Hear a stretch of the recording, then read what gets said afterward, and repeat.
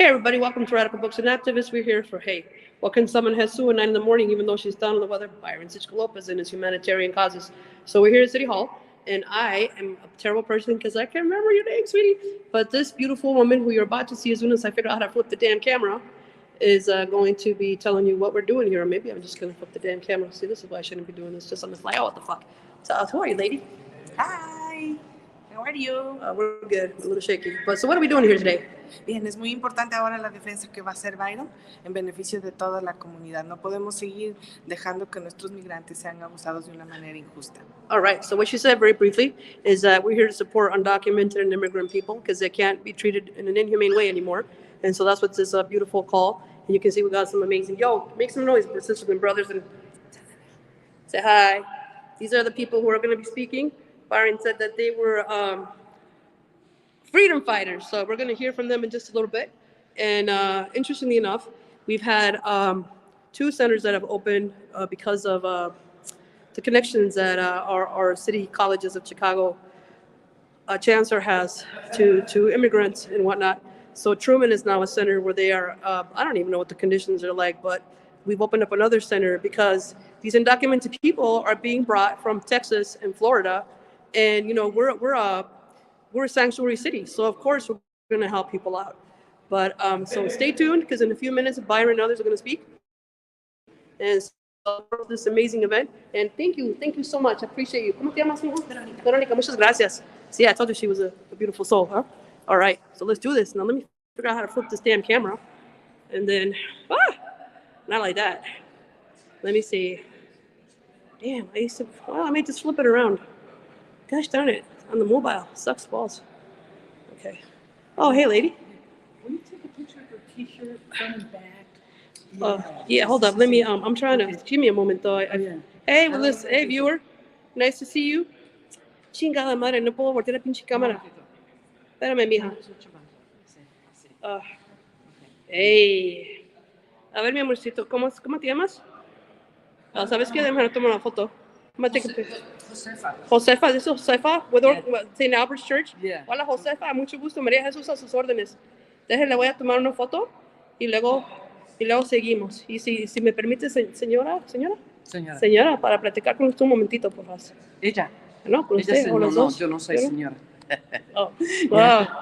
A ver, amorcito. Mira, mi amor. Ay, qué chula. Ok, darte la vuelta, cariño. Da la vuelta, cariño. Da la vuelta, chila. A ver, amorcito. Ay, qué chula. It says save the towers. Órale. Yeah. All right, brilliant. I'll make sure to send that to you. Gracias. No hay de qué. All right. So, want to tell us a little bit about yourself? Yes, Josefa and I, a few other people here are from the St. Adalbert's Spanish-Polish Rosary group. We're here, yeah, and so we've been praying the rosary in front of the church since it was closed, St. Adalbert's in Pilsen. And that's been 3.5 years. Every Friday through winter and spring and summer and fall, we've been there. So we're really asking for Cardinal Supich to sit with us, to discuss about the closure of the churches that he's doing, to repurpose them. And we're also asking him to come walk with us, you know? Right. Don't turn a blind eye to his community. That's what he has been doing. Oh, he's been doing it historically. And so was the church closed because of these consolidation moves that they've been doing for the last 5 years, right? Yes, exactly. And also for profit. Of course. So right now, churches are profits to the Archdiocese of Chicago. They're running like a business. Exactly. And so we're asking them to stop, immediately cease from selling any more churches. Let's open it up. Let's repurpose them. Let's look at the vision. We also asked Cardinal Supich to really look at stuff and ask himself in these days when kids are on the streets, they have no place to go. They're killing one another. Right. The drugs, the poverty, the immigrants coming to town. I asked him, and we as a group asked him, what would Jesus do in these moments? Amen, sister. Thank You know, one thing that disgusts me, I'm a devout Roman Catholic. I'm a Sunday school. I'm not cursed like a sailor, but I'm a good-hearted person. I fight for people and all that. But one thing that upsets me is that what they've done with vouchers in this state And these vouchers that are going not only to charter schools, but to private schools, to me, that's dehumanizing and criminal. Yes. It's stealing from the poor. I don't care what anybody says. No. And they need to be called out on this. Absolutely. Especially when our black and brown schools, especially in communities like Pilsen, have had their budgets slashed by this unconscionable mayor. Right. So I think, for me too, I'm a liberation theologist. I believe the gospel is meant to liberate people. I believe that Jesus believed in communalism. I don't give a damn what anybody says. Feed the hungry, house the homeless, free the prisoners. And what we're seeing here is a complete opposite of that gospel. Yes. So I'm glad I met you. We should hook up because I need to pray the rosary myself. No. Right now it's profit. It's profit over people. All the time, everywhere, all the time. Profit over people of color. Absolutely. Closing And St. women Albert's in and particular. Yes. His closure of St. Albert's and his treatment of the parishioners of St. Albert's would not happen in an affluent neighborhood. That's right. It wouldn't. I'll give you a perfect example. And I love this church, St. Teresa of Avila, Yes. which is progressive and beautiful, predominantly white. They defied the up to, I don't know, during the pandemic, but they've been able to fight consolidation. Right. And I was also part of a project. I sat in those meetings for I don't even know how long. We had all these grant, the proposals, things. None of that happened. None of that, because their intent is not to make this a more communal church. It's not about community. It's not about people. It's like you say, it's about making profit. And I remember, I read the Bible. When Jesus went to the temple and tore those tables up, it wasn't because he didn't want people to make money. It's because the church is not about silver and coin. This is about human beings. It is. And we definitely need to get back to that. Thank you. What was your name again? My name is Judy Vasquez. Judy Vasquez. Yeah. Beautiful. Beautiful to meet you. No hay de qué. Same here. No hay de qué. Anybody else want to pop in before you go live? What up, brother? What's your name? A ver, un poco más para acá porque te hace mucho ruido. Un poquito más. Who are you representing, son? I'm representing the community of Pilsen and St. Adalbert. So I heard about your church was consolidated and closed. And what has that done to the youth? Well, it's I think a big problem, a big issue that we're facing is that the youth does not care as much, and I feel like we need to show more representation of that. Right. And that's important because we need to show an example of many generations to come. Of course. And our goal is to show that we are stronger in numbers, and that we can grow together, and Absolutely. not have to divide against each other. Absolutely. And I think this is unfortunately what these consolidations are doing. When they merge these churches and they bring these communities together, they're not taking questions of race, of class into these consolidations, right? So were you active in your church? During high school, I used to go to this church once in every while. I went Right. On the Sundays, but for me, a personal anecdote that stood out Sure. to me was when I went to a Polish mass instead of a traditional Spanish mass over there. Because the important thing to understand is that this church was meant by Polish immigrants, but also as an anchor for Mexican immigrants. Of course. Too. And I'm, as an Ecuadorian and Mexican, it's for all immigrants. Right, That's right. the important thing to understand.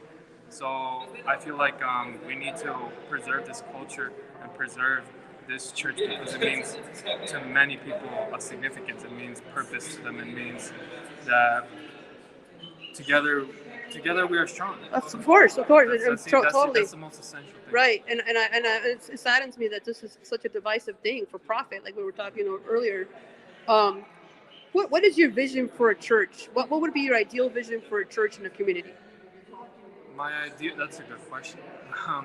My ideal vision for a church would be to have sustainable living as a sanctuary. Amen. For homelessness. Amen. And Amen. People who don't have a home. Yep. And I feel like that's a goal that must be completed and should be able to be completed in the future.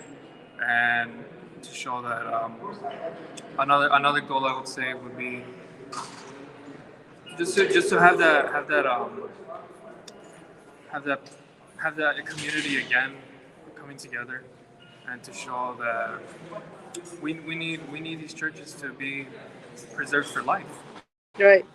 And do you think that the closing of this church has actually made people leave the church? It has, and it hasn't. I would say one reason would be because people have hope. That's the Right. important thing. It should be that's part of Catholic Christianity, right? Yes. So if you could give the cardinal one message, what would it be? My message would be to the cardinal is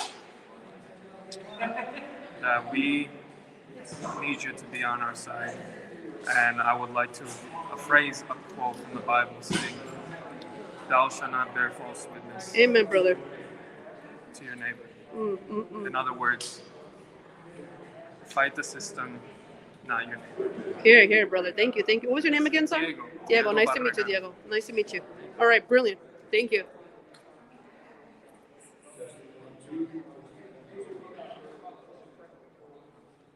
You gotta knock it out, brother. Hey, you want to say hi to the viewers? Good morning, buenos días. With Byron doing the people's work all the time, 24/7. The people's candidate right here. None other like Byron. None other. You can take that to the bank, brother. All the time. We're gonna fight till we die. Hi, how are you? I'm doing well, thank you. Well, the fantastic Howard Ehrman. Howard, say hi to the viewers. How you doing, brother? Hello. Hi, brothers. Jesus Estrada is an active member of People's Response Network, and she's a real leader. Ooh, a real leader. What? CCCTU. Almost had a strike, Almost. and she's one of the reasons they got a hopefully good contract. That's damn right. You preach that. Tell him. Hey, anytime, brother. Anytime. Whoa, as I kill myself. So, yeah, the idea is to put a focus on exposing. Oh, bro, check it out. Socialist Alternative.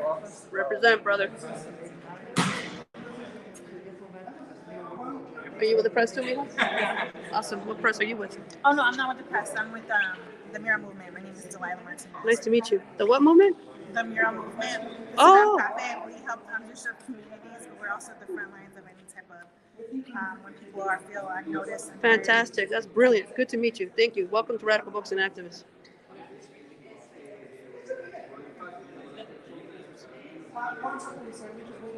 So we got some press coverage over here from the real press. And who shows up always? Univision.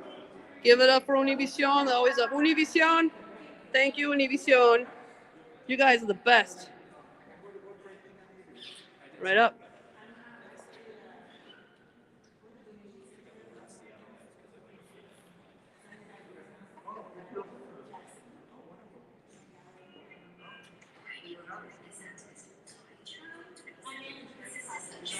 Oh my gosh. Yeah, I don't think you can see this, but the woman we interviewed earlier is praying the rosary right now. That shit moves me. I mean, I shouldn't call it shit, but that action, that hope, that praying, that's what it's about. I know I curse like a sailor, but I do have a devout heart, and I fight for the people like everybody else here.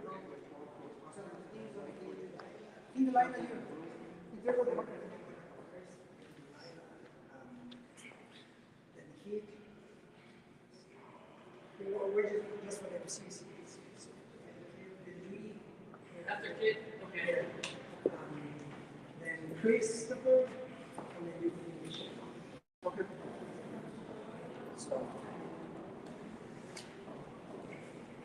we're just waiting for the MC.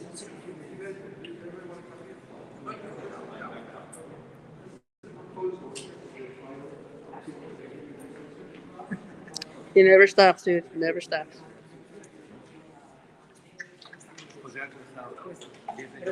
Mira, te relaciono porque es un nuevo compañero, es reportero del canal. Mm.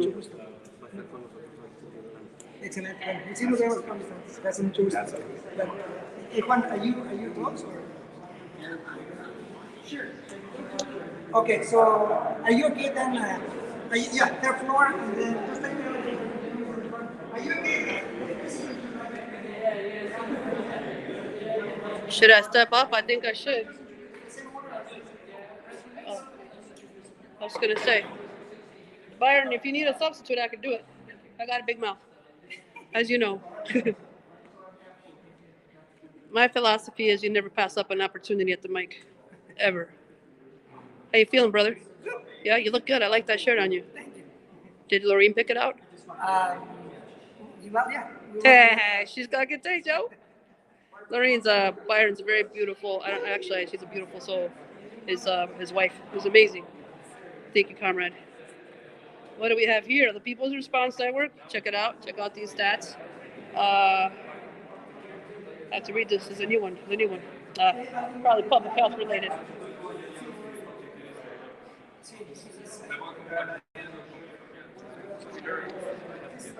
Want to speak to the viewers, brother? I have to get the essay. Let's hear, honey. Let me help you. There you go. You got it. You got it.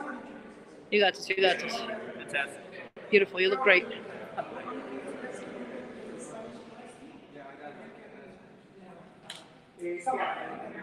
So we're just waiting on the MC who's on his way. As you know, my big mouth volunteered to do it, but you know, it's cool. Yeah. It's not bad for a 9:30 a.m. thing. Yes. I think we're just waiting for them to see, so. You know we got 10 o'clock here. Yes. Yep. So, Yo, you sure you don't want me to stop? I'd be happy to. Just show me the press release, brother. yes. So, Okay. Let me see. And then we can switch out. Downstairs. Órale, pues. Coming in a minute. Just 1 minute. 1 minute. You better speed talk. So I know you just need to send the whole connection about public jobs and expanding public. Expanding. What are you talking about, boy? Yeah, it's a really key issue. For this right here? Yeah. It's not just about church closings? All right, got it. No, it's about refugees. You're doing all right, bro. Immigrants, huh? You're doing okay. Okay, boy. Lámpate la cara un poquito si quieres, te presto mi... Sí, andas un poquito sudado, bro. Sudando porque estuve corriendo de la Pues qué mañana. chingados te manda que andes corriendo. Yeah, here you go. Andan en chinga, brother. Sorry, I shouldn't say that out loud. Sorry. Welcome. Let's bring you in right, brother. Yep. Woo! Let's get this party started. Good morning. My name is Juan Soto. I'm the Executive Director of Pilsen Neighbors City Council, and I also am the chair of the 25th Award Stakeholders Table in the community of Pilsen. That includes Chinatown, the north side, in the southwest side, and now extending into Little Village. I'm concerned about what is happening with the humanitarian refugee crisis that has affected our community and our city and our state. I have been working tirelessly with other community-based organizations that look at a refuge place that we call Pilsen. Pilsen has all the amenities and it's a welcoming community for all immigrants. Today, we are joined by community stakeholders that require and expand their services to these refugees. I'd like to introduce then, in this order, our speakers for today. First, I'd like to introduce Alderman Byron Lopez, the Alderman of the 25th Ward. Alderman? Woo! Thank you, Juan. Good morning, buenos dias. Buenos dias. For everyone who is here with us today, it is a really important day and important to tell the message of the story. I came to the U.S. as an unaccompanied minor who did not speak English. Pilsen was the first place I came in the United States where I could speak Spanish again, where people in the community welcomed me like a brother. So that when it came time to find a home, I settled in Pilsen. Immigrants know better than anyone else how special communities like Pilsen and Little Village are. We don't have someplace else to go. That's right. I want to introduce you to the indigenous framework of Ila Edge. You are the other me. I don't harm you because I harm myself. Indigenous traditions are based on matriarchy. They respect the earth, they respect each other, they respect the mother because only she can harness the beauty of the cosmic universe and bring that earth into form of the human being with eyes as windows to the breathtaking cosmic soul. I'm speaking to you also as a father. On the whole planet, these communities are unique, precious, and worth saving from the wholesale dismantling by billionaires and out-of-touch mayors who collaborate with them. The mining industry working together with neo-colonialism. A generation later is what resulted in my arrival here alone as a miner. Communities like Pilsen and Little Village treat immigrants like myself, like human beings. That is so special about our community. That's what we become ports of entry. Our community see economic refugees, people fleeing pollution, people fleeing global climate change, institutional and colonial violence and oppression. People get displaced by this institutional and colonial violence. We come here and we don't want to get displaced again. This is a fight, and we will keep getting kicked out around this planet by the colonial status quo. We have the right to stay. That's right. About a month and a half ago, migrants arrived at the Gray County station in the 25th ward. Neighbors notified our office that people were dropped off, that children were dropped off in the cold with no jackets. Come on now. That's how inhumane was the situation. Come on now. In the press, we were assured that Chicago is a welcoming city. We are assured that our state is a welcoming state. But in the weeks that followed, many leaders that you see here with me continue to seek information on the care that these migrants and refugees are receiving, and we all face institutional barriers, obstruction, and even retaliation. 1 month later, after I personally received reports of distressed migrants themselves, I decided to see with my own eyes what was being left of the press releases. I was directed to a hotel in Harvey, Illinois, by migrants themselves, and I saw with my own eyes the inhumane conditions. 108 people, 60 of them are minors, which include a 4-month-old baby. My own triplets are 4.5 months old today. And those are the people that I think of when I go to bed at night. I did not visit a hotel. I visited a jail. These migrants are isolated. They're enduring food insecurity. And again, there's like over 60 children facing this in this one location. They're facing mistreatment, no less inhumane than what migrants are enduring at the border in the so-called red states. Other leaders will discuss what they are witnessing. I want to point out that in the community, our community is offering help. That's right. Not people running from aid. The people from our community. Not people who runs their own careers, but the people on the ground who are treating each other with humanity and respect. Today is a historic day, and I want to remind the public that Harold Washington didn't join the machine 40 years ago today. He fought the machine. He demonstrated courage to fight every single human being and for the fight for human life. He, in fact, opened the gates to our community to have access to critical resources and jobs.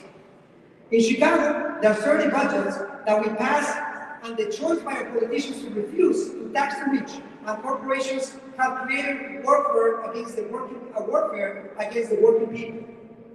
The billionaires have both parties in their pockets, and the results is institutions with people at the head of them who do not regard us, documented and undocumented, as human beings. Dr. Maya Angelou said, when people show you who they are, believe in the first time. Our institutions are upheld by people.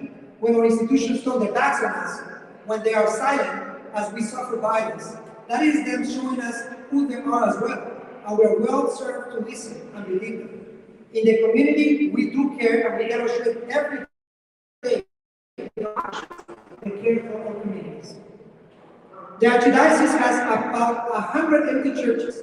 Parishioners have asked the Archdiocese to open the empty churches to fulfill the mission of service to the poor and most vulnerable, in the name of Jesus Christ. Amen, brother. Instead, they denied our request for even a meeting and sent armed police officers to arrest praying parishioners and community leaders who actually have presented a plan to address the migrant crisis, the humanitarian crisis.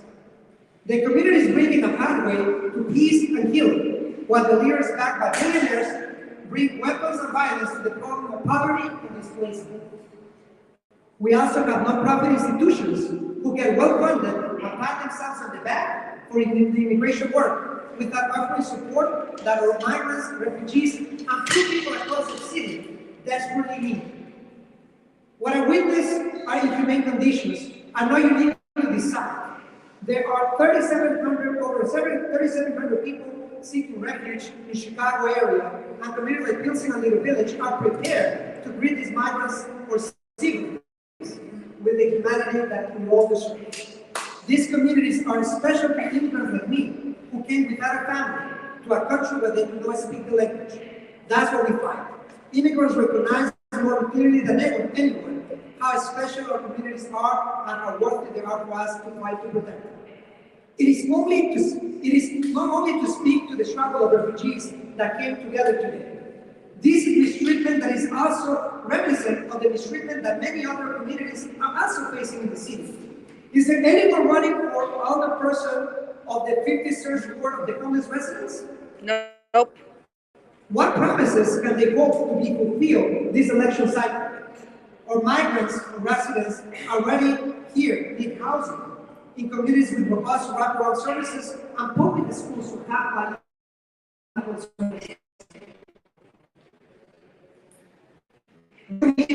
selling off housing land as we face a critical shortage. Still, generations of long broken promises to rebuild public housing. That's right. It is systemic.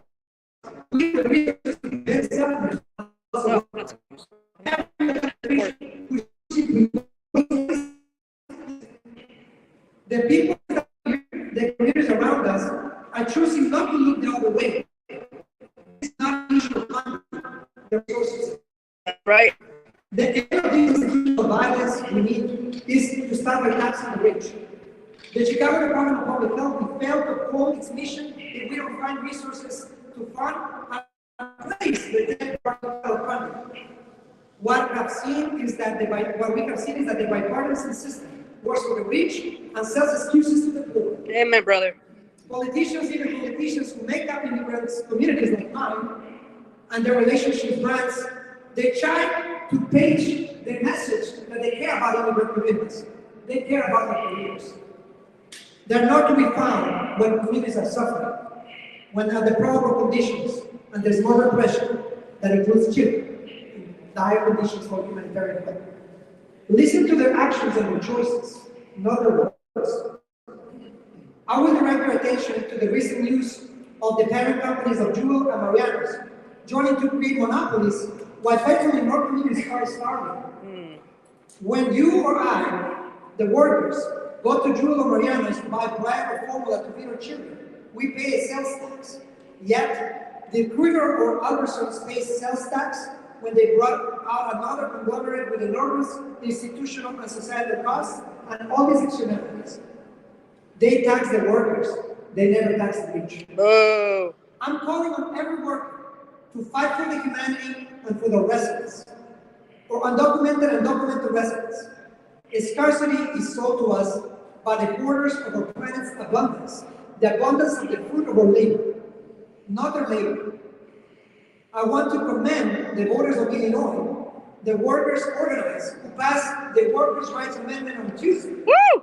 Yeah! In the 25th ward, we saw nearly 90% of support for the amendment. Hell yes. And that goes for every worker, documented or not, to be able to be protected.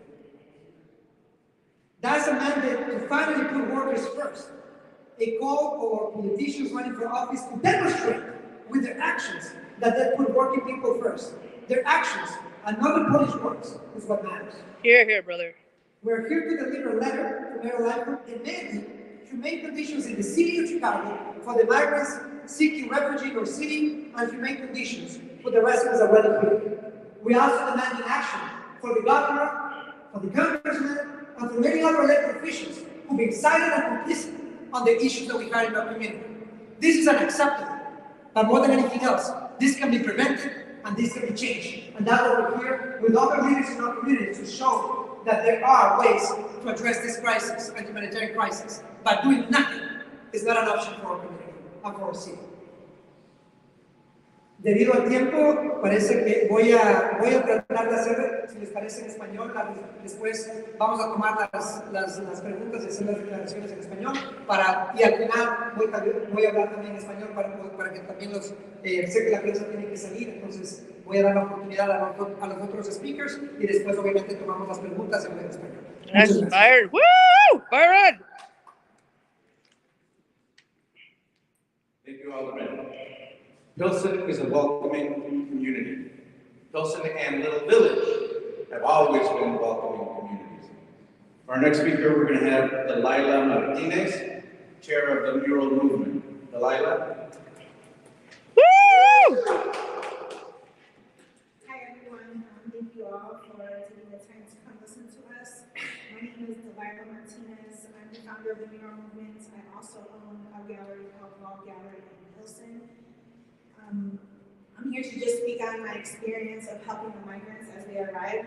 It all started on August 28th. We are 75 days in now. We've been there every single day at the front lines of helping all the people with their immediate needs. This includes men, women, kids, disabled teens, pregnant women, newborns, all types of people.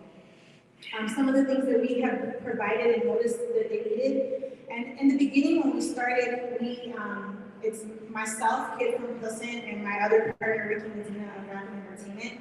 We started to collect donations immediately. We just turned my gallery into a donation center overnight, and we thought that we would only need toiletries for the migrants, but we quickly realized it was a lot more than toiletries. As we saw them come in with no shoes, no socks, no coats, this includes the kids and the babies as well.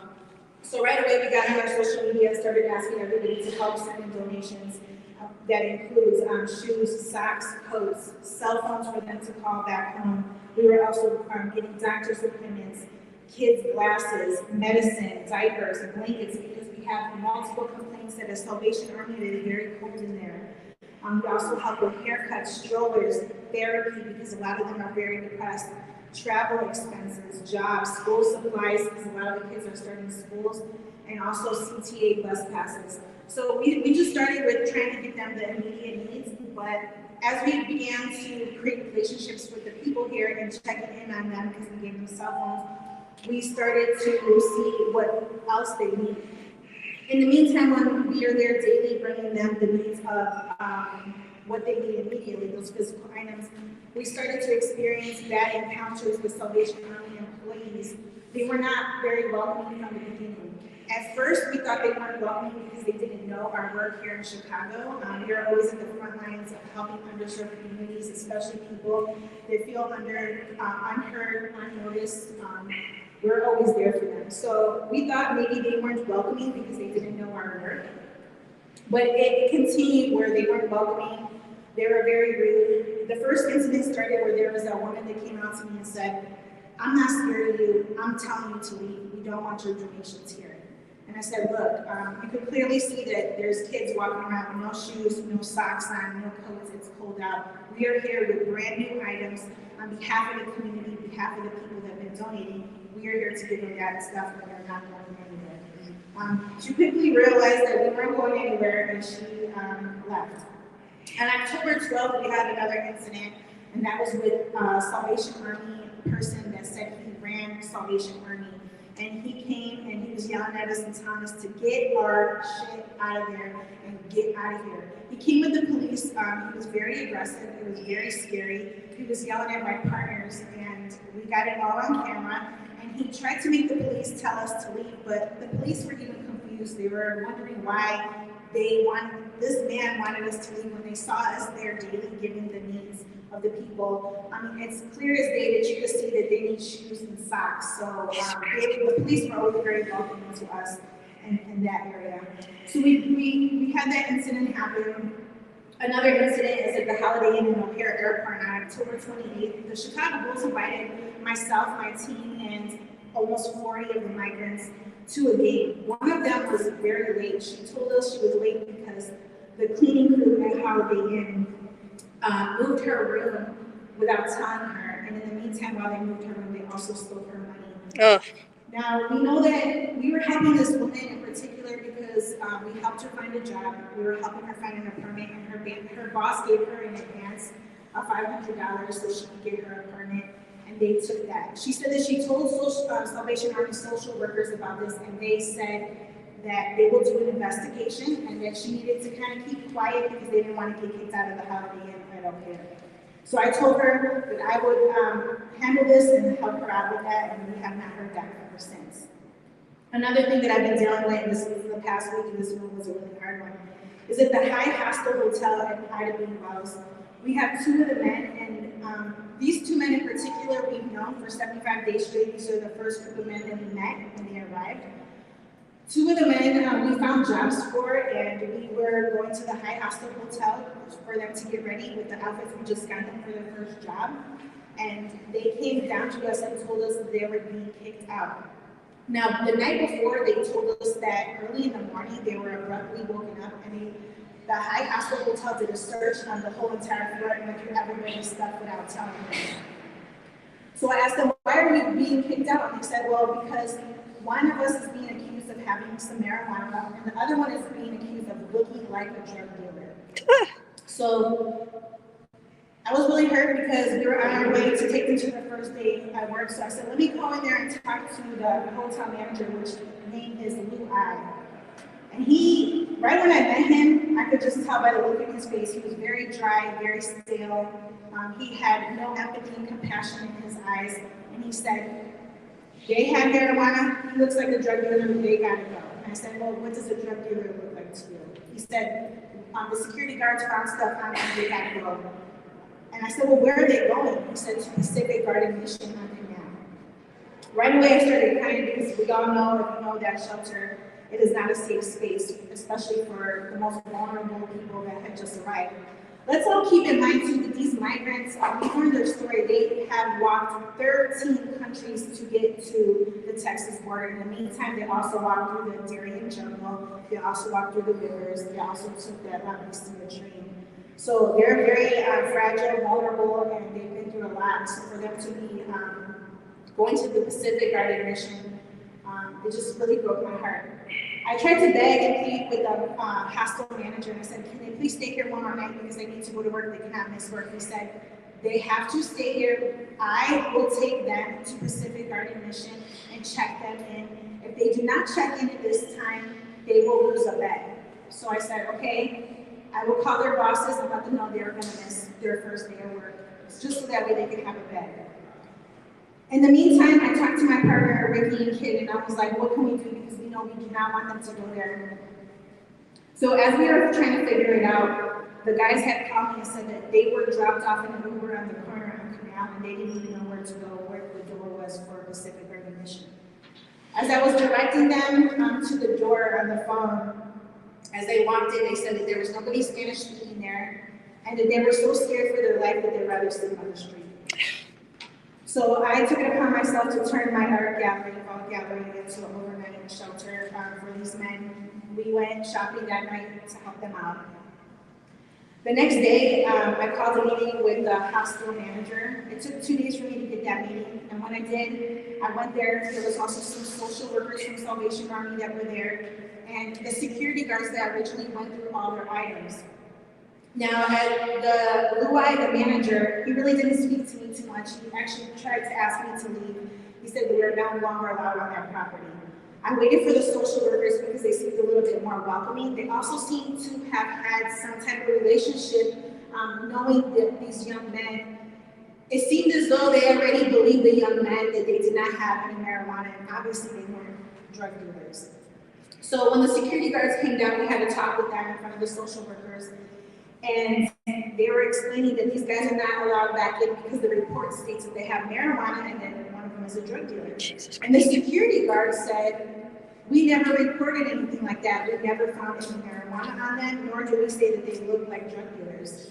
So the social workers quickly, we're all looking at each other and we're like, oh, okay, so this is a false report. The manager, why is stating this, but this is not true. And the security guards say, yeah, don't put us in this. We did not find anything illegal on them. So I said, well, what are we going to do about this? Because now they're on the streets, they need shelter. So they found another shelter because they realized they made a huge mistake.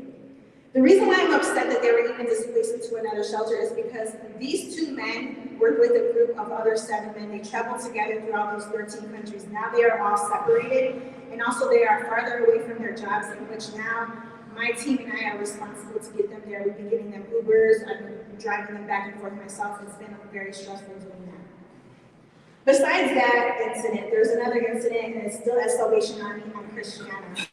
I found somebody else a job too, and For some reason, when we find them jobs, Salvation Army does not believe that they have a job, so they require the employer to have proof of employment, the hours of which they will work, which we provided. One of the males came in after hours because he worked till midnight, and when he arrived, the security guard named Sheldon Smith denied him of coming in. And I had to call up there and say, well, you have proof of employment, and when I did, he hung up on me. Finally, he let him in, but also he gave him a hard time for coming in, and the guy actually recorded him giving him a hard time. The following day, Salvation Army created this rule that they can no longer take photos, video, or talk to me in particular about anything going on. The guy told him, look, if we do not take photos or video, who is going to make sure to hold you guys accountable to treat us right? We will not take any more photos or video if you guys just do your job and make sure to treat us right. That's right. So now they have a new rule that they can no longer talk to me about things like this.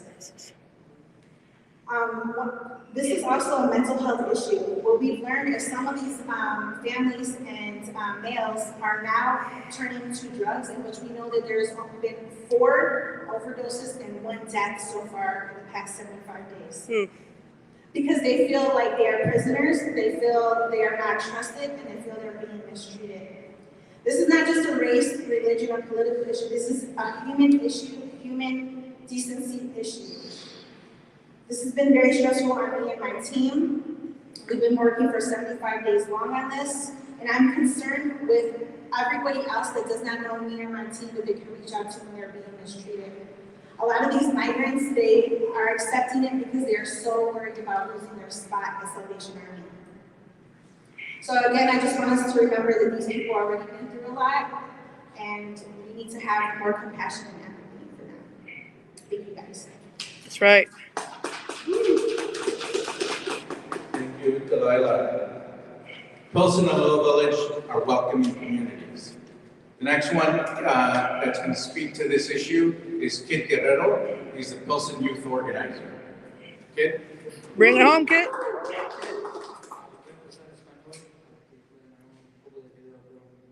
Damas y caballeros de la prensa y del público, me gustaría tomar este tiempo para darles las gracias a todos por venir y ver esta conferencia de prensa. Quiero dejar algo muy claro aquí, empezando por el programa en la iglesia de Pilsen. Es bastante molesto escuchar que los superiores de la ciudad aprobaron un permiso dentro de las 3 semanas posteriores a las comunidades sin una reunión con la comunidad para discutir las posibilidades de lo que la iglesia puede llegar a hacer para ayudar a nuestra comunidad. En cambio, lo que hizo la ciudad fue aprobar un permiso para quitar la estatua de la iglesia, y la intención es vender la iglesia y venderla a los desarrolladores ricos. ¿Dónde está la participación de la comunidad en la ciudad con sus residentes? Podemos ver claramente dónde están las prioridades para que sus hijos mueran en las calles de la ciudad de Chicago. Y sé que hay muchos, y sé que hay múltiples maneras de ayudar a nuestros hijos y adultos jóvenes que esta misma iglesia puede ayudar. Programas de fotografía, ayuda para la salud mental, un espacio seguro donde los migrantes pueden buscar refugio, clases para miembros de la comunidad sobre cómo ser alfabetizados financieramente, tantas posibilidades. En cambio, los superiores piensan que saben lo que es mejor para nuestra comunidad. No, los miembros de la comunidad saben exactamente lo que necesitamos. That's right. Así que basta de los proyectos y reuniones justo antes de la hora de las elecciones. Comiencen a hacer su trabajo y a luchar por las necesidades de nuestras comunidades. Woo! En segundo lugar, que yo sepa, hay 60 niños en la Hotel Harvey, Illinois, y Dios sabe cuántos niños no están recibiendo ayuda en la ciudad y fuera de la ciudad. Ha pasado bastante tiempo en este lugar específico, en Harvey, Illinois, que no han tenido ninguna ayuda sostenible. He oído que los inmigrantes necesitan ayuda desesperadamente. ¿Dónde está la ayuda? Está claro que el gobierno de Texas lo está haciendo difícil para la ciudad de Chicago. No escuchamos actualizaciones sobre cuándo llegará la próxima ola de refugiados, debido a la falta de la comunidad que tiene el gobernador de Texas. No le importa, pero a nosotros sí. Entendemos nuestras historias, conocemos a alguien o somos alguien que ha pasado por algo por lo que han pasado los migrantes. A la ciudad y su propuesta de presupuestaria yo le pido que dejará invertir la mayoría de fondos a una institución racialmente agregada y comenzar a poner el dinero en nuestras comunidades que necesitamos desesperadamente para que podamos hacer un mejor trabajo ayudando a todos. Dame la oportunidad de demostrar que los miembros de la comunidad pueden hacerlo mejor. Ya habíamos demostrado una vez, podemos hacerlo de nuevo. También exijo que la ciudad deje de hacer falsas promesas a las organizaciones de base y diga que la ayuda está en camino y no aparezca después. Nos dice que esperamos, pero no podemos esperar. La acción tiene que suceder ahorita. El tercer ejército del día de salvación recientemente un contrato a los antiguos migrantes y están limitados que los inmigrantes pueden hacer y especialmente a la comunidad que están tratando de ayudarlos. ¿Qué está haciendo el ejército de salvación? ¿Por qué dicen que son escudos de esperanza cuando tratan a los refugiados como almas gemeladas? Or so to say, like prisoners. Están tratando de ocultar el hecho de que no pueden proporcionar nada para los refugios, ni siquiera un par de zapatos a la semana que llegaron a los inmigrantes. ¿Por qué están enviando camiones de ropa fuera de la ciudad cuando claramente los necesitamos aquí? Prefieren vender la ropa con fines de lucro en lugar de proporcionarlas a los migrantes y esperan que donemos y se encargan de ellos. Cuando ha visto primera mano que ni siquiera pueden proporcionar un par de zapatos a una niña pequeña. Esas injusticias han ido demasiado lejos y necesitamos acción y respuestas. And for English, that's artificial. Go ahead. Pilsen and Little Village communities are welcoming communities. The next one, speaker that we have is Ms. Judy Velasquez from the St. Adalbert's Rosary Group. Judy? Woo, woo, Judy.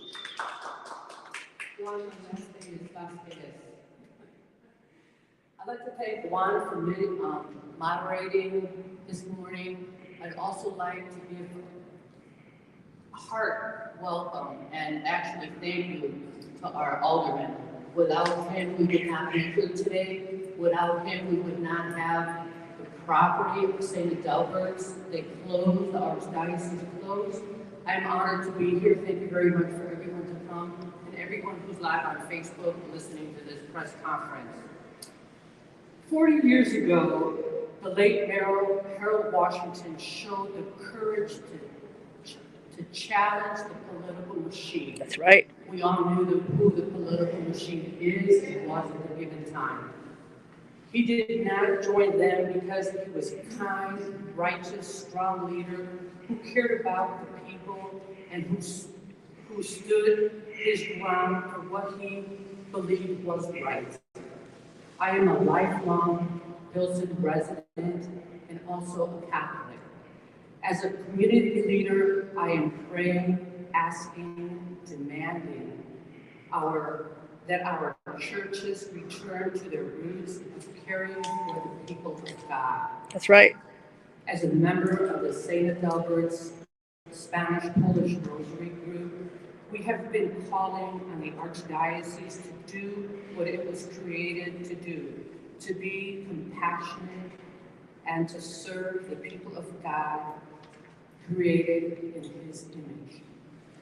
Cardinal Stupidge and the Archdiocese of Chicago have chosen instead to be deaf and blind when it comes to the people. They have decided to close parishes and turn their backs on the people of God who live in Latino and poor communities, because to the Cardinal, it is profit over people. That's right.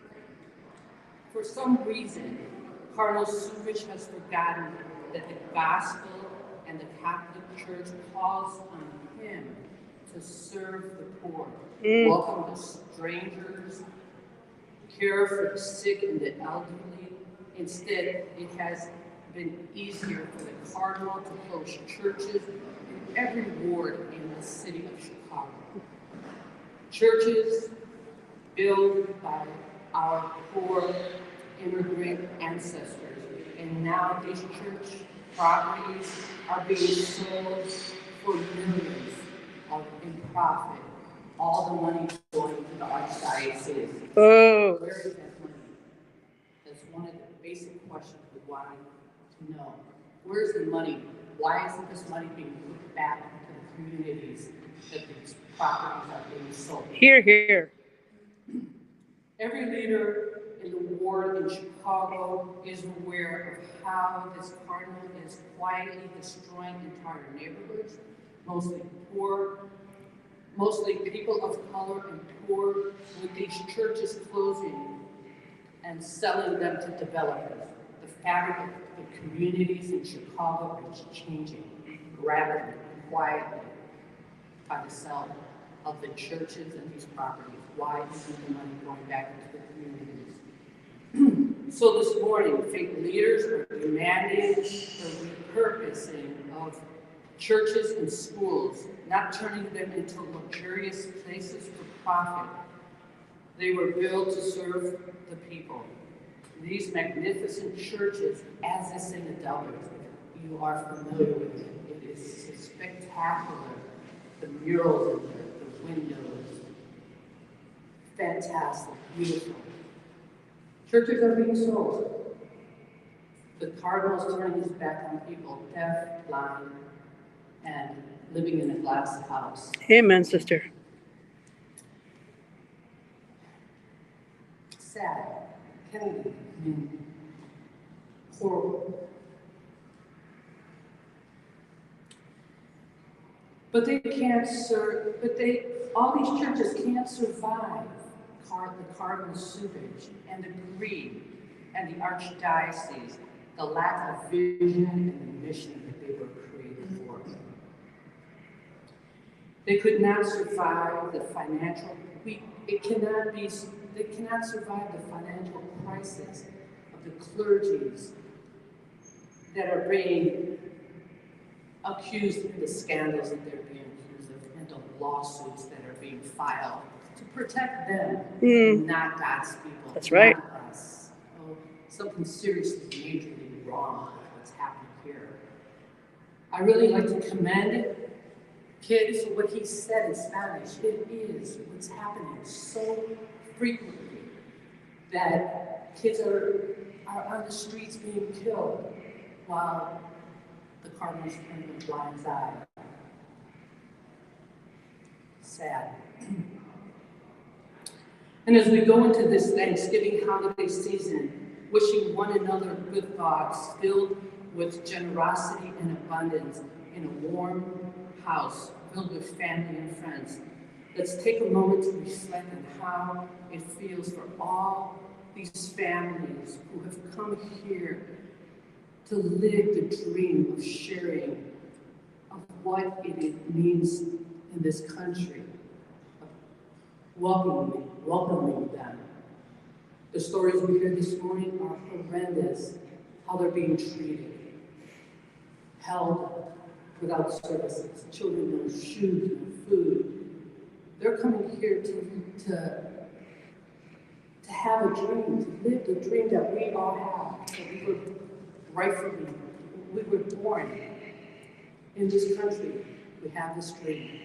Let them come. Let's welcome them. Let's open our arms. Let's open these churches, schools, so we could repurpose them for social services to them and to everybody else, the elders, the young, our own kids, so we'll have a place to be. Seeking to share our faith and humanity and love and respect for one another is a possibility, and it's still alive, finding shelters and living the American dream. That's what we're talking about here today. We call on Carlos Supich to stop ignoring the people. He is called to serve, to hear our prayers, to behave like a pastor that Pope Francis appointed him to be, to walk with the poor. I'm going to repeat myself. Carlos Supich, walk with us, walk with the poor.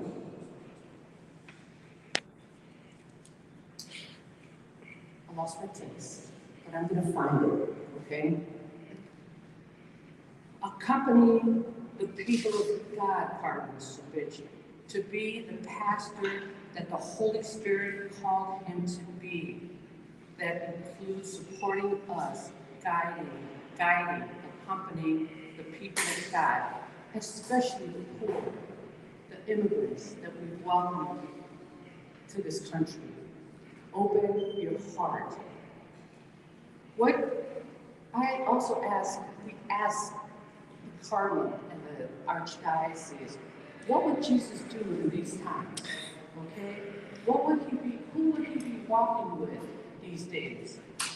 Jesus spent time with the people, and he was the Son of God.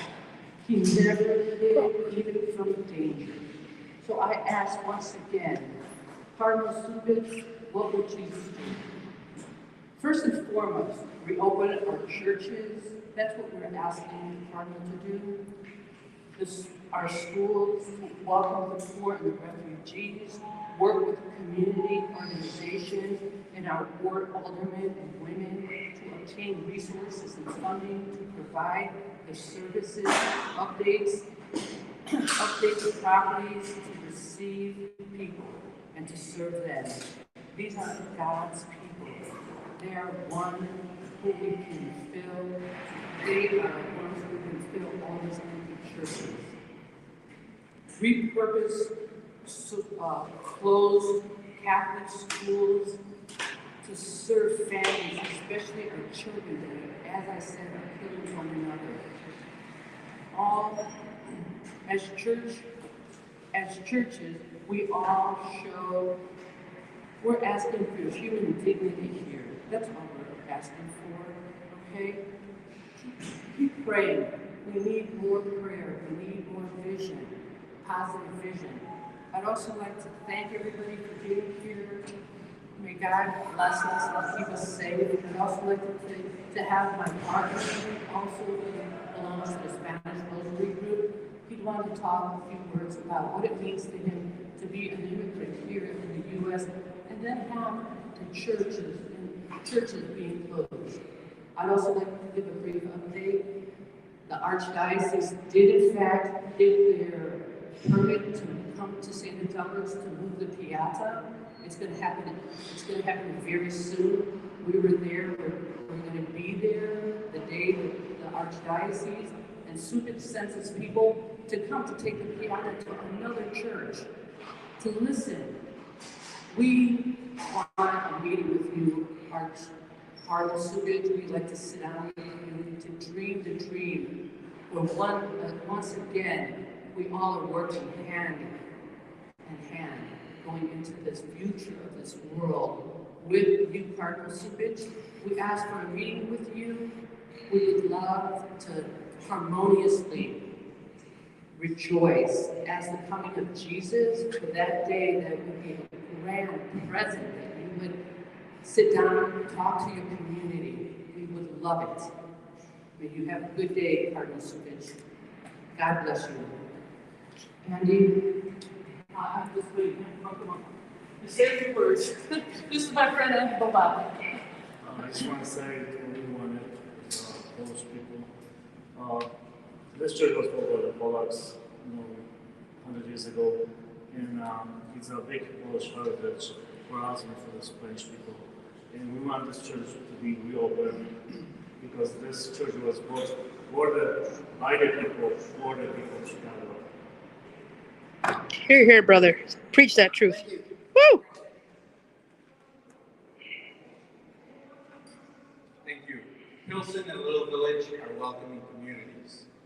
The next speaker is Chris Haskell, UIC student and member of the Socialist Alternative. Woo! Represent UIC. Good morning. My name is Christopher Haskell. I'm a student at UIC and a member of Socialist Alternative.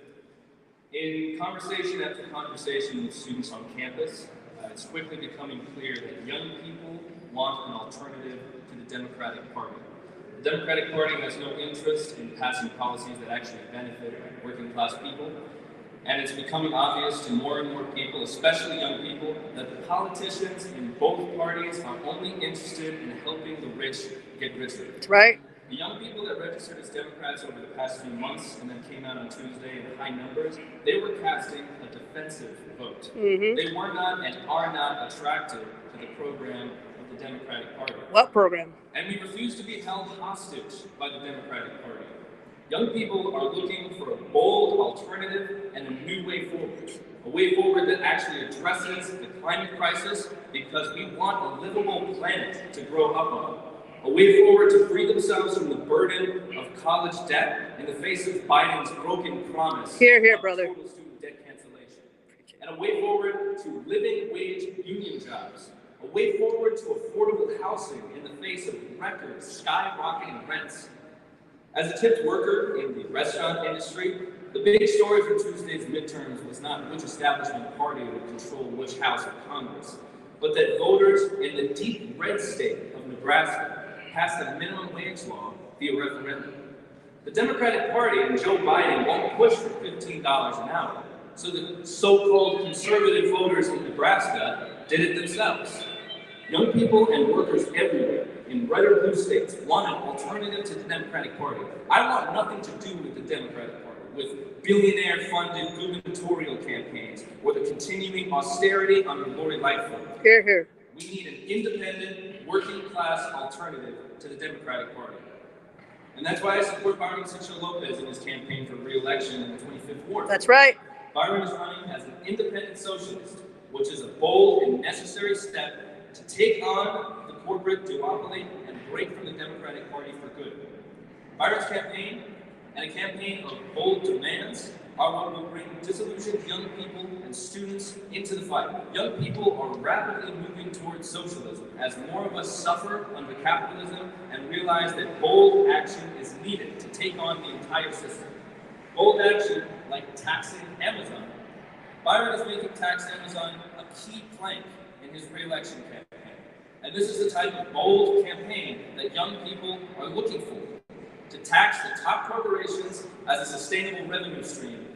To fund the building of social housing, permanently affordable housing built by union labor. Here, here. To restore and fund mental health services in the city of Chicago. To fund proven violence prevention programs. And to fund and guarantee a nurse and librarian in every public school, which, by the way, it is a disgrace that we don't provide that already. That's right. This Amazon tax, finally taxing the ultra-wealthy corporations here in Chicago, is the key to funding social services and starting to look toward a different system than the one that we live under today.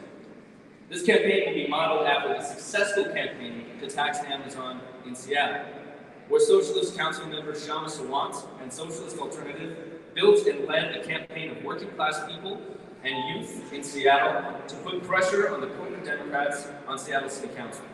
The tax passed, and over $240 million a year is now ticketed for the creation of social housing in Seattle. And we will build a movement just like that here in Chicago, and we will win hundreds of millions of dollars for social services.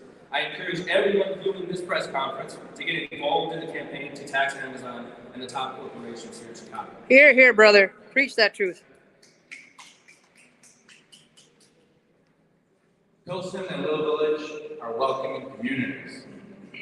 Our next speaker here is Dr. Howard Ehrman, former Assistant Public Health Commissioner under Mayor Harold Washington.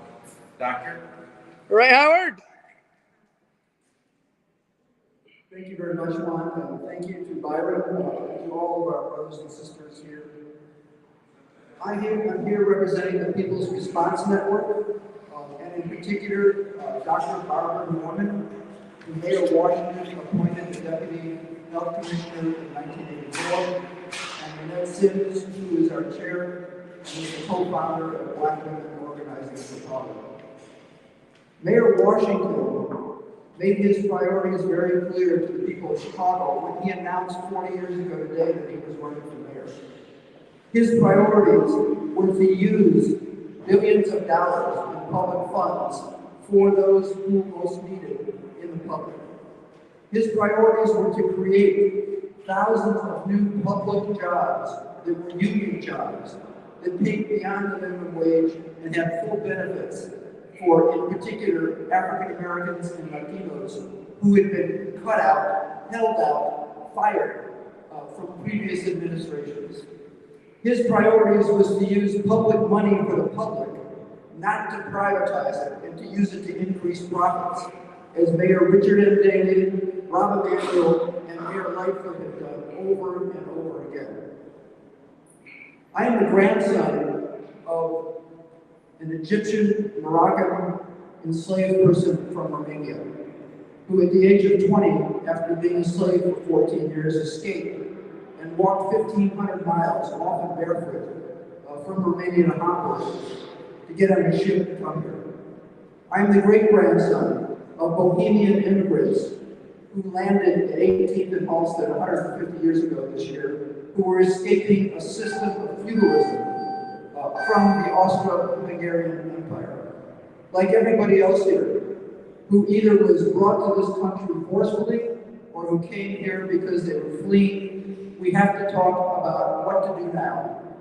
What we're going to do now is we're going to work together to reopen every closed public school, every church, for both immigrants who are fleeing, in particular, the U.S. imperialist blockade of Cuba and Venezuela, and who are coming here because of other U.S. and other imperialist countries ravaging their countries, pushing off the land for resources, etc., etc. That includes closed schools in Pilsen. That includes underutilized schools, of which Pilsen and Little Village have the most in the city of Chicago. That includes the Arturo Velázquez Center, which is part of the Chicago Community Colleges. It is the most underutilized Chicago Community College facility in the city that has plenty of empty space to house and feed refugees. That's right. That's what we're going to do, and we're going to do it together.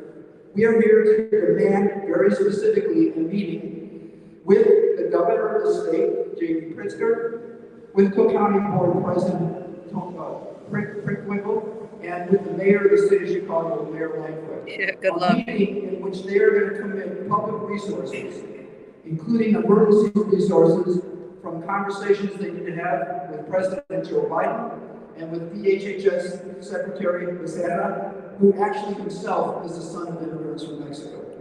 These are emergency funds that have to be used right now to save people's lives, to help people emotionally and physically, as the previous speakers have said.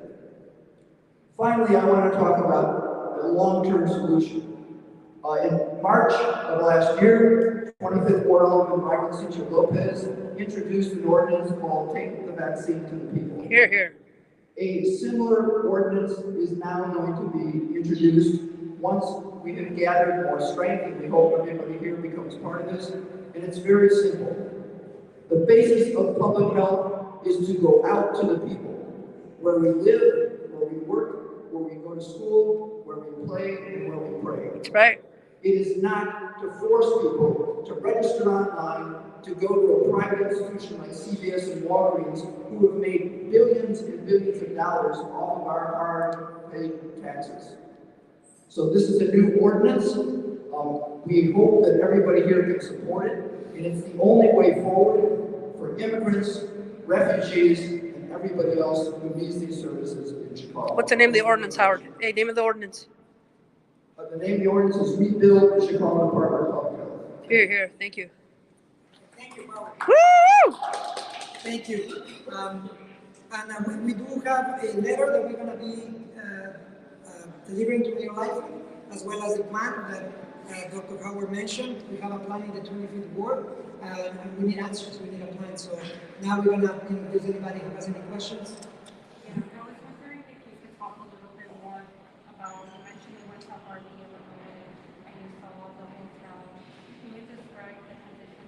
while you were saying that it felt more like a jail and just, like why you, when you were there and what you saw that made you come to that conclusion?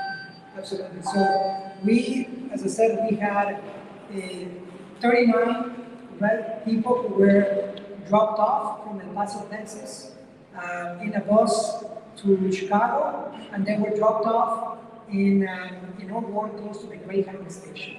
That was the first contact that we made with the migrants and refugees. We got calls from neighbors nearby who saw children who were walking, and again, the weather in El Paso, Texas is very different to Chicago. There were children without jackets, there were people literally without shoes in the middle of the cold. This was a few months ago. We stay in touch, we don't play lip service. We wanted to make sure that we connect and we see how they are being received in, again, a sanctuary city like Chicago, a state, a local state like the state of Illinois. We stayed in touch with them, and shortly after that, about a week later, they were transferred, they were sent to Harvey, Illinois, in a hotel. We stayed in touch with many of the refugees that were part of this group of 39 people. They were joined by a group of approximately, there's a total of 108 people in this particular location. At least 60 of them are minors. As I said, I personally saw, well, now we've been Jesus Christ. The conditions are deplorable. They only have received since then, and this is at least a month since being in this location, they have only received one health screening that was done in the Salvation Army. There has not been any evaluation in terms of the mental health and other health conditions. They also have been asking for weeks now to be able to go and enroll kids in schools. They still have not been able, and they're desperately asking the state. Now the state has taken full custody of these refugees. They have also said that they are completely isolated from any kind of institution. They have a nearby church that has done everything they can on their own without any support from the state to try to alleviate even basic things like laundry and other basic things. There are children, I'm not talking about adults, children and adults who don't have, to this day, still jackets. Jesus fucking Go Christ. outside. That's what I mentioned, these are jail conditions. The kids, again, we talk about 60 minors, cannot even go into the hallways anymore because there's just overcrowding, there's concerns about mental health issues, there's smoking, there's just conditions that are not adequate for minors, especially 60 minors that are there. There are also concerns about, as I said, that the children have been for way too long without any kind of playgrounds, without any kind of activities, and they're asking desperately to find them a school for the children. In fact, when I spoke with them yesterday, the parents said, look, it's not even about us, please help the children.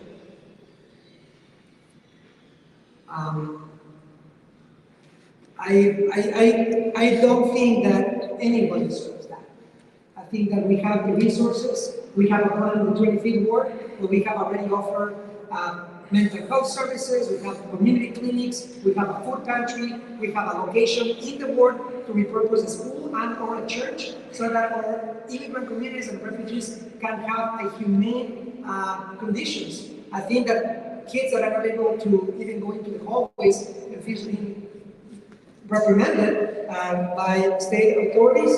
The other thing that I'm concerned, we have received information that nonprofits are supposed to be on site. To this day, we haven't got any updates, no changes, and again, these families are still in this location. These are not shelters, these are jails. And the location that you got from the 25th ward, that's the church. So we have 2 options. Yeah, so the church is one of them. We have Holy Trinity, we have an empty church that now became a food pantry. They're serving right now over 2,500 people a month. We also have Providence of the other churches that perhaps can be repurposed, and we have the community building, the whole community building next to Pilsen Elementary. This is in close proximity. This is in close proximity to a pantry, to a school that have bilingual services like Pilsen Elementary. It's also close to a legal medical center, a wellness center, they can receive the screening and mental health that they need. The question to me at this point, after, as we said, people who have been working directly on this, we have gatherers that have been repurposed now, we have food pantries. 75 days later, why we still don't have an answer from the state, the city, the county, or the federal government on why we cannot have a plan, We already have a local plan, and that's what we're going to be demanding in the letter. Criminal. To implement the plan and to have a plan citywide and statewide. We have enough of these political parties who always claim that they are supporting the immigrant community. They use us as pawns, and that's why we are rejecting that. And we're rejecting this bipartisan system that is neglecting and criminalizing, as we heard, and dehumanizing our communities. This is the time for change, and this is the time to implement a plan. We have a plan, and we're waiting for the state, the city, and the county to have one as well. Have you heard if the people specifically in Harvard, have they gotten any kind of help with legal cases and also with like figuring out how to get a job? They haven't got any help. Absolutely. So they haven't got any help, as I said here. Our community has been opening, extending their arms to help, to locate it with a job. I think, as you know, our community is a port of entry. We'll continue to fight to make sure that we have a port of entry for migrants and refugees. But my understanding has not been any attempt to place them in a job. We also concerned about the school of the children. Over a month, the children are in really deteriorating conditions. The mental health of the children is a serious concern that we have, as well as the other people. And again, this is one location. There's over 37,000 people in the city, and the numbers are growing. The projection is that the city of Chicago could potentially receive between 10 to 15,000 refugees. We already have over 60,000 people who are right now in need of short-term homes in the city of Chicago. Mm-hmm. So where is the plan? Where are the funding? That's right. Because what we see is unacceptable. Not only the lack of any kind of job opportunity, but the other thing, like you said, the legal support that they claim to have has been inadequate for what we hear directly from the refugees. The work that is done to nonprofits is inadequate. We need to have public accountability, and that's why we have this amendment, so that we can fully fund departments that can receive and can fund proper services. This is unacceptable because the funds are there. What we don't have is a plan, and we're going to be demanding that from the state, county, and the city. Byron, I have a follow-up question. And well, actually, I also have a question for the sister there. So let's say practically, how do they vet these employers? Let's say I wanted to hire someone. I'm a full-time person, and I would like to get some assistance in the house or something. Would that be possible, or does it have to be? What are the qualifications? Well, in a sanctuary city, right? We believe that one of the first things that many of these residents have is an ID, right? Sometimes there's been the biggest barrier that they have to access any kind of resources. We have a municipal ID, but that municipal ID doesn't work in the suburbs. So they're completely isolated without any ability to enter any kind of opportunity.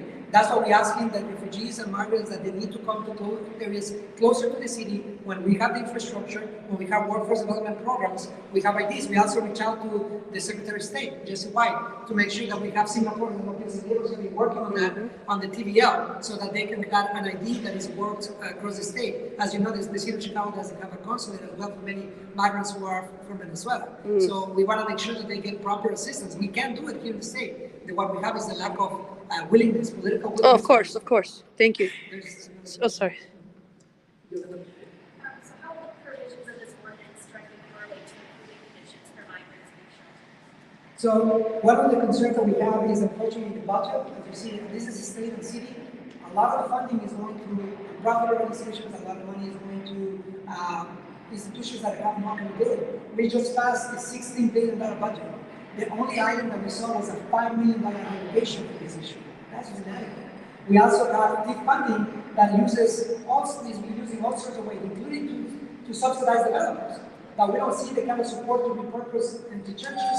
We have a plan, in fact, to repurpose for the Trinities and other empty churches so that people can have shelter. But to have that, we need to have the proper planning around this, and we need to have a Chicago Department of Public Health that can respond with epidemiologists, with the proper resources to have the oversight. We cannot have funding out there.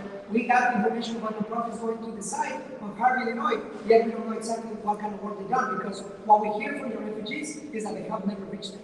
And this is, again, at least among one location. We have 3,700 people. I don't know what you want to add to this particular question. Thank you. So thank you all for your questions. I'd like to give a historic precedent here in the city, and I'm now calling on AFSCME, SEIU, and all of the labor unions to join with us. In 1980, because of the U.S. imperialist blockade of Cuba, 125,000 refugees, who were mostly black Afro-Cubans, came to the United States, called Marielitos. That included several thousand who came to Chicago. All the existing Cuban social humanitarian services that were run primarily by white Gusanos rejected any aid whatsoever to these Cuban refugees. We organized, we meaning primarily the workers in the Chicago Department of Public Health and every other part of the city, who at that point were organized and asked me to represent the city workers.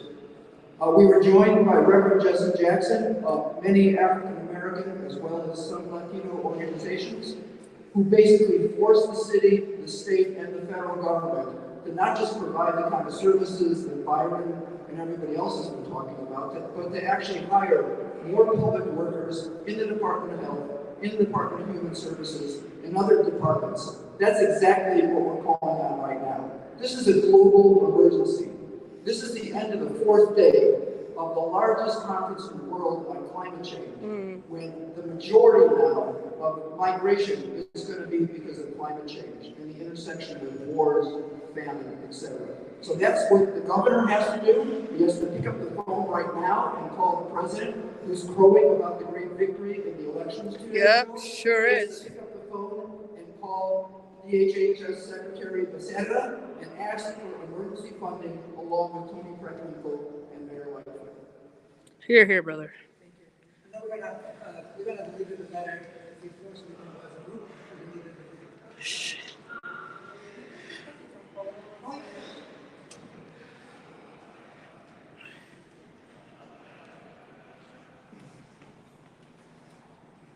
One last point I'd like to make is if there's any sign-on, the Spanish Polish Rosary Group, it's St. Adelbert's, we'd like to sign on. Right here, sister. Yes.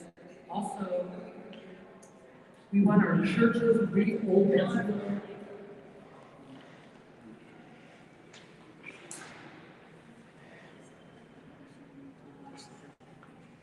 All right, me too. Yeah. Put that shit on YouTube. Thank you for your hard work, Alderman. As ever. Oh, you wanna?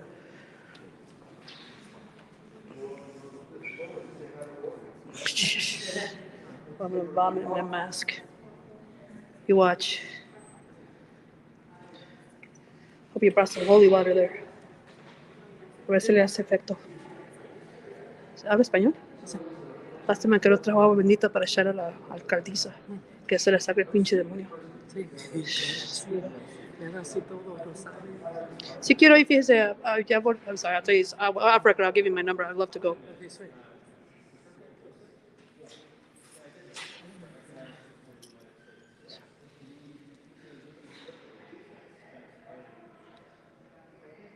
¿Te vas, kid? Thank you, man. You're awesome. Hey, let's stay in touch because I love to help out. I'm been trying to move to Pilsen, but rents are fucking ridiculous. Sorry, Jesus. Sorry. We'll talk about that later. Before we leave, I'd like to make one last point that I started to make. Listen up, brothers. Thank you. The Rosary Group of St. Adelbert's, the Spanish Polish Rosary Group, would like to sign on to whatever we're signing on for the immigrants to be welcomed here.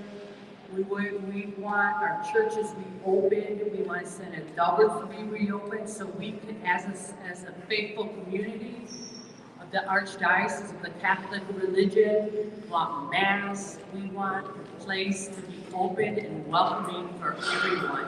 Thank you very much. All right. Cardinal Supich, please join us. Have a happy Thanksgiving and give us the gift of a community coming together. Thank you very much, Cardinal Supich. All right.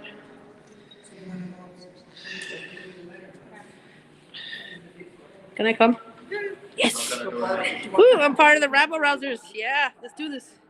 Oh, yeah, sorry. You want to sign on the letter? It's very possible that I'm gonna vomit in my mouth.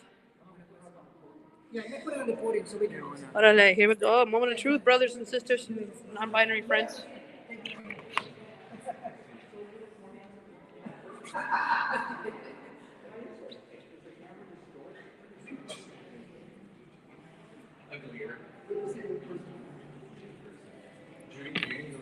No, I have. By the way, that was brilliant. I learned a lot from watching you. That was brilliant. I'm serious.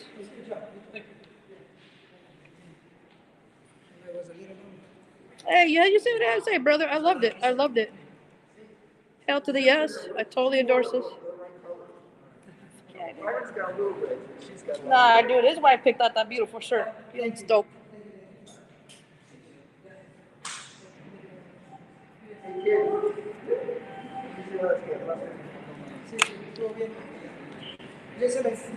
Can I say it too? Yes!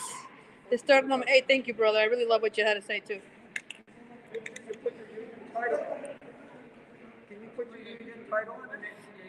I can as a chapter chair. Be happy to. Seriously? I am.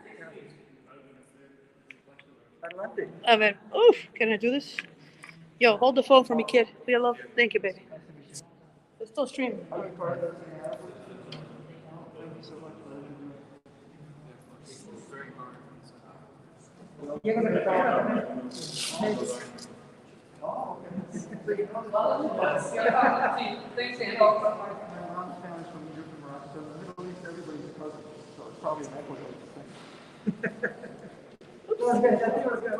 Gracias, hijo.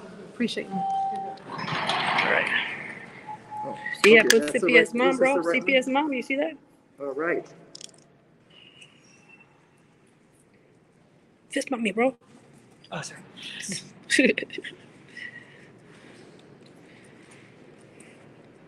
Y te lava las manos.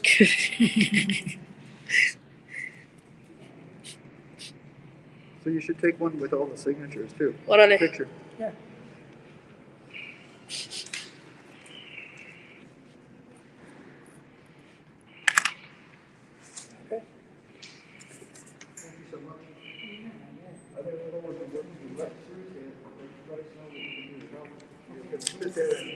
¿Y la firmaste? Ya. Alabado sea Dios. They put a little love letter to Cardinal Soupage on there.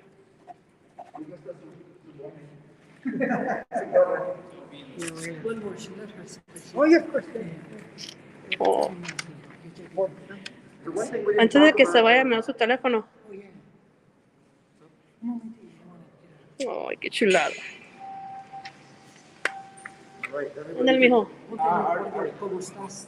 Oh, you got it? Okay, cool. Everybody should sign. Okay. Whew, that was a lot of work, dude. Holding the phone for like 2 hours almost. Yikes. Yeah, that actually was. Yeah. Time flies when you're having fun. No, all the time. Interesting. Nothing can summon me like Byron doing a press conference or somebody being stupid Byron. Boom, right there in an instant. Right, Byron? Let's go. Fifth floor. We're not walking, right? Because I'm like out of breath. Oh, we can walk if you want. Charlie, wait, no, elevator, elevator. Elevator. Nah, dude, sorry, bro. I'm tired.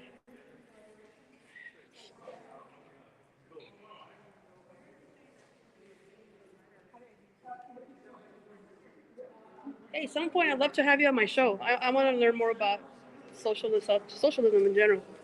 Yeah, that's a great idea. I mean, I'm a communist, I'm alive, but I've come to the realization as a Jed, I mean, it's got to be socialism. It's got to be first. It has to be. You know? What's your show? Radical Books and Activists. It's small.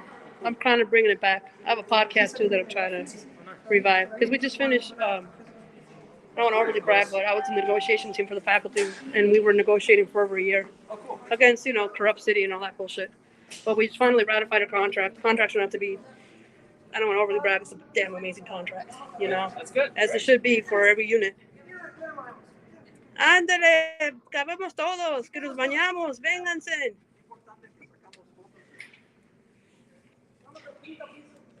I'm still streaming, y'all. I'm gonna totally capture this moment. ¿Tienes el teléfono de esa señora? ¿Qué? ¿Es tu colega? Me lo pasas No. después. Sí. I got his name in there. Damn, I'm tired. Sorry, she didn't say hello. Sorry, viewers.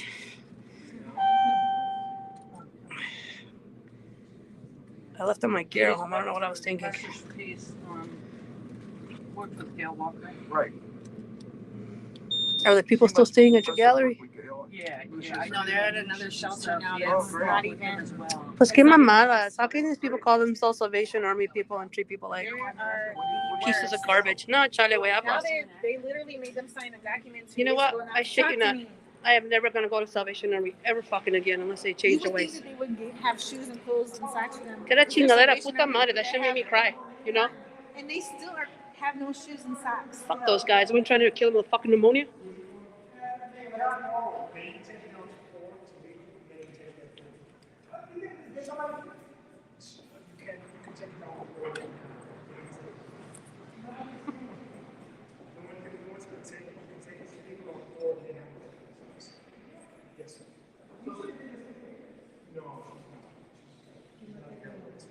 She don't like you, Byron.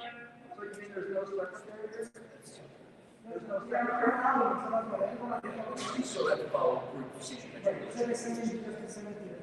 Yes. Yes. Is there any policy or is it written out someplace? Yes. It believes on a policy. We don't just. Right, I know it's not difficult, but how come no one doesn't know about the policy? They would have to ask the policy. Because there was no, I've done several letters, I was just wrong. No, I guess okay, yeah. Thank you. You're welcome. Have a good day. Fuck is that? It's bullshit. It's another distance from the back to try and Yeah. every barricade you can. Gotta get some damn Fourth floor. fourth floor where they're gonna tell her to go back up. Watch. It's gonna be a fucking comedy. It's like you can just see a wall or. Yeah, John. Yes, John. Good old John. He's retiring. Yeah. Yeah. That security guy right there. You. 17 or Kid, you doing all right? Because, You live in this democratic institution we live under? And I don't see it like that. But they're doing This fucking capitalist system. Fuck that.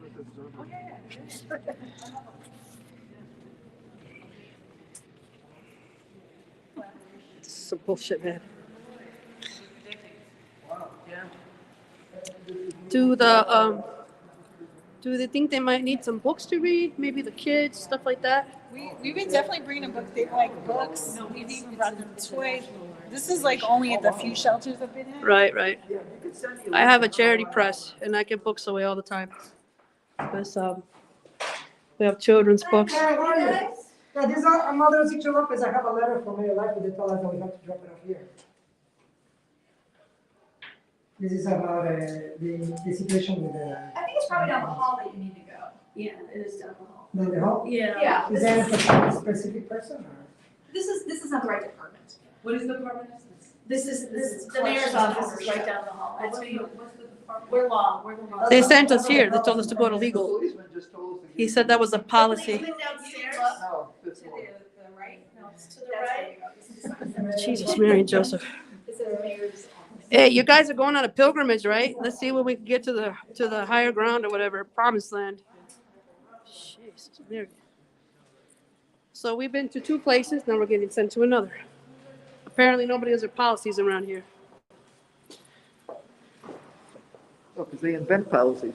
Shit, you tell me I work for the state colleges. I know how they invent They're gonna invent policies on the spot. Bet you $5 they're gonna send them back upstairs. Oh, it's fun. No, Silas. No, nobody's there doing. They're out to lunch. What the shit? Are you kidding me?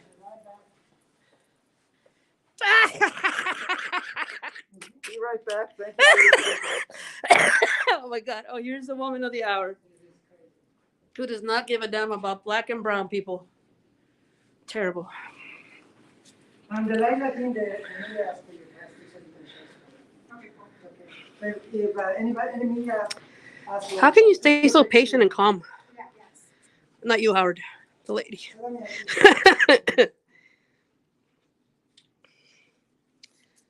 I think we should all talk to the caterpillar. What do you think? The caterpillar be a better representative. Hi.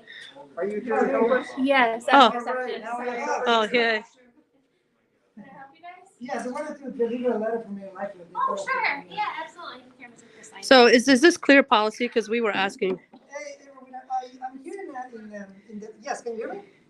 Yeah, I'm here. Yeah, just want to let you know, I'm dropping off a letter for the mayor here at in the 4th floor at legal. So I just want to let you know.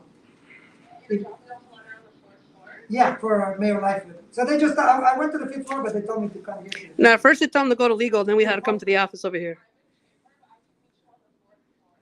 Okay, yeah, if you can. Mamadas. Say it with me. Hashtag. Yeah, mamadas. that would be great. Yeah, if you It's can gonna be come my down. new hashtag for the day. Hashtag keep I'm in the 4th floor. Jesus Yeah, Christ. thank you. You're gonna make me a better Christian woman. Yeah, Cut it out. Cut it out now. Come on now, make me a damn saint. They did to me. Well, fighting the city made you a saint. Someone from the mayor's office. Oh, alguien con palancas. How many mayor offices are there? Just out of curiosity, how many mayor offices are there? Because this is the. This is just her administrative office. For what? Administrative office. Oh, I see. I see. So just to, Is your understanding that an alderman's supposed to drop off a letter here or upstairs in the 5th floor? What's your understanding? All her mail comes through here. oh, Her correspondence. I see. Yeah.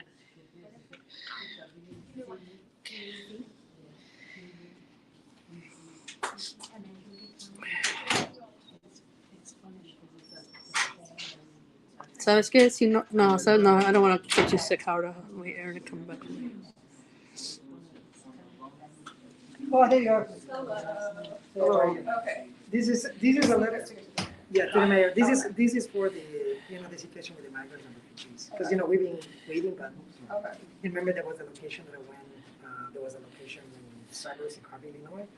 The situation hasn't changed. It has been a month already. There's like 60 minors just in that location. Without shoes. Yes. So it's Without the right jackets. I don't consent to being recorded. Oh, I'm sorry. So if you can just please, make sure that she gets. Perfect. Thank you very much. Also, Thank you. Excuse me. Yeah, hi. There's one. I'm Dr. Emin. I used to be the assistant health commissioner here. And today we're going to break a record in terms of the temperature. Yes. And then it's going to be in the 30s. Yeah. From now on, 30s and 40s. Yeah. So it's really urgent that the mayor work with Alderman Byron, Lopez, and everybody else Yes. to really house these immigrants in places that are safe, sound, and healthy. Okay. And that Please means don't public take buildings. pictures. That means like public buildings that are going unused, Yes. public schools. Okay, got it. Thanks. Thank you. Thank you. We just want to make sure that she gets. Thank you.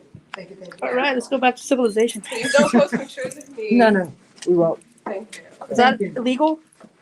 Yeah, it is because it might be good. Muslim. Fuck. Sorry. Oh well. With the husband, you can't. Oh, You can't have your pictures taken. I see. It's an option. But I But don't know if plus, that's an excuse. But nah, whatever. All right. All right, everybody. Thanks for watching. Hope you enjoyed this live stream. Catch you in the next time. If you like what you saw, like and subscribe. Share with your friends. Have an awesome day.